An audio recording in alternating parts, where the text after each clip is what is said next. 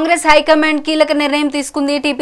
TPCC కొత్త కార్యవర్గాన్ని Congress party ప్రకటించింది. ఉపాధ్యక్షులుగా 27 మందికి అవకాశం కల్పించింది. ప్రధాన కార్యదర్శులుగా 69 మందిని ప్రకటించింది. ఇక ఇదే అంశంపైన మరింత సమాచారం మా సీనియర్ కరెస్పాండెంట్ శ్రీనివాస్ లైవ్ ద్వారా అందిస్తారు. శ్రీనివాస్, చెప్పండి. అంటే గత కొంతకాలంగా పెండింగ్లో ఉన్నటువంటి పీసీసీ కార్యవర్గానికి సంబంధించి నిన్న ఏఐసీసీ ప్రకటించింది. అయితే పీసీసీ కార్యవర్గానికి అంటే ఉపాధ్యక్షులు అదేవిధంగా ప్రధాన కార్యదర్శులకు సంబంధించిన పోస్టులను ఏఐసీసీ ప్రకటించిందని చెప్పొచ్చు.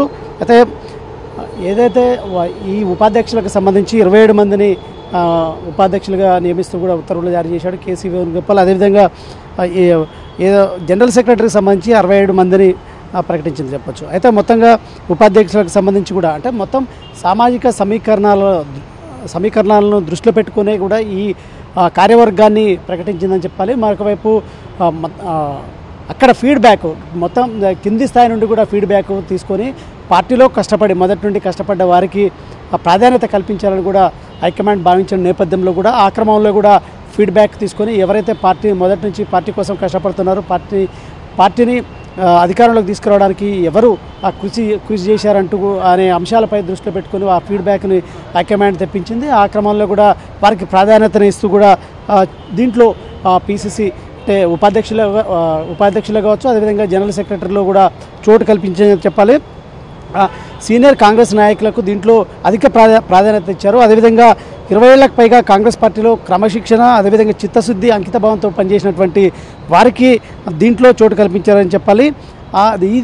ఈ క్రమంలో కూడా ఇన్ఛార్జి మీనాక్షి నటరాజన్తో పాటు పీసీసీ అధ్యక్షుడు మహేష్ కుమార్ గౌడ్ కసరత్తు కూడా చేసి హైకమాండ్కు పంపించారు.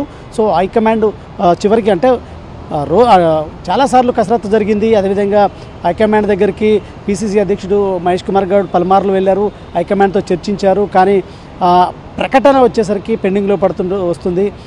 ఈ నేపథ్యంలో కూడా చివరికి ఈ కమిటీలను ప్రకటించింది, తర్వాత కార్యవర్గాన్ని ప్రకటించింది.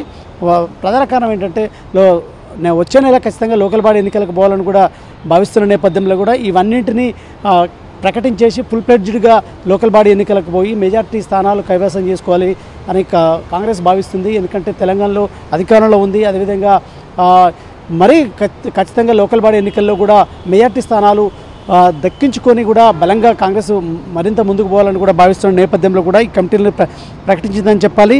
సో ఈ నేపథ్యంలో కూడా దీంట్లో ఉపాధ్యక్షులకు సంబంధించి ఒక ఎంపీకి, 2 ఎమ్మెల్యేలకు, 2 ఎమ్మెల్సీలకు చోటు కల్పించారు.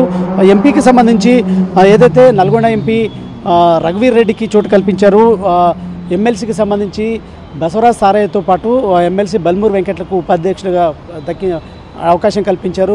పక్కవైపు వరంగల్ వెస్ట్కి సంబంధించిన ఎమ్మెల్యే నాయన్ రాజేందర్ రెడ్డిని ఈ ఉపాధ్యక్ష స్థానంలో కూడా కూర్చోబెట్టారని చెప్పాలి. సో ఈ క్రమంలో కూడా మొత్తం బడుగు బలహీన వర్గాలకు సంబంధించి దీంట్లో 68% పదవులు కూడా కేటాయించారు. ఎందుకంటే కులగణనకు కట్టుబడి ఉంది. తెలంగాణలో కాంగ్రెస్ ప్రభుత్వం ఏర్పడ్డాక కులగణన చేసింది. బీసీలకు 42% రిజర్వేషన్లు కూడా కల్పిస్తామని కూడా ఇప్పటికే తీర్మానం చేసిన నేపథ్యంలో కూడా దానికి కట్టుబడి ఆ అంశాలకు కట్టుబడి కూడా కాంగ్రెస్ ముందుకు వెళ్తుంది. ఈ క్రమంలో కూడా ఆ విధంగానే ఈ పదవుల్ని కేటాయించారని చెప్పొచ్చు. సో ఈ క్రమంలో కూడా ఈ ఉపాధ్యక్షులకు సంబంధించి కూడా 27 మందిలో బీసీలకు 8, ఎస్సీలకు 5, అదేవిధంగా ఎస్టీలకు 2, ముస్లింలకు 3 పదవులు కూడా కేటాయించారు. సో అదేవిధంగా ఈ 69 ప్రధాన కార్యదర్శుల్లో బీసీలకు అత్యధికంగా 26, ఎస్సీలకు 9, అదేవిధంగా ఎస్టీలకు 4, ముస్లింలకు 8 పదవులు కూడా కేటాయించారు. సో అంటే సామాజిక న్యాయానికి కట్టుబడి ఉంది. సామాజిక సమీకరణాల నేపథ్యంలోనే పదవులు కేటాయించారని కూడా ఇప్పటికే కాంగ్రెస్ అగ్ర నాయకత్వం చెప్తున్న నేపథ్యంలో కూడా ఆ క్రమంలో కూడా ఈ పదవులు కేటాయించారని చెప్పొచ్చు.